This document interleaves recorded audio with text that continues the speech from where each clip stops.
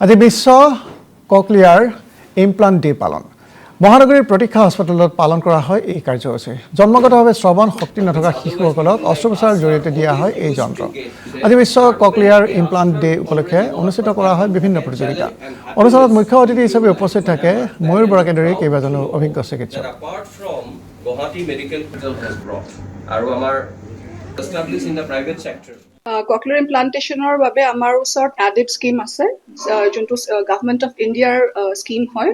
আৰু আজিকালি আমাৰ ওচৰত দ্য হান্স ফাউণ্ডেশ্যন এটা NGO হয় তেওঁলোকেও আমাক সহায় কৰে যিসকল লোকৰ আৰ্থিকভাৱে তেওঁলোক দুৰ্বল হয় তেওঁলোকক সহায় কৰে ককলিয়াৰ ইমপ্লান্টেশনৰ কাৰণে তেওঁলোকে সাৰ্জাৰী আৰু পোষ্ট অফ কাৰণে আমি ককলিয়াৰ ইমপ্লান্টেশনৰ আগতো আমি অডিটৰী ট্ৰেইনিং দিওঁ যেতিয়া শিশুসকলে হিয়াৰিং এইড পিন্ধি থাকে আৰু ইমপ্লান্টেশনৰ পিছতো এটলিষ্ট 2 বছৰ কাৰণে তেওঁলোকে পোষ্ট অপাৰেটিভ হেবিলিটেশ্যন প্ৰগ্ৰাম আমি যোনটো কওঁ তেওঁলোকে কৰিব লাগে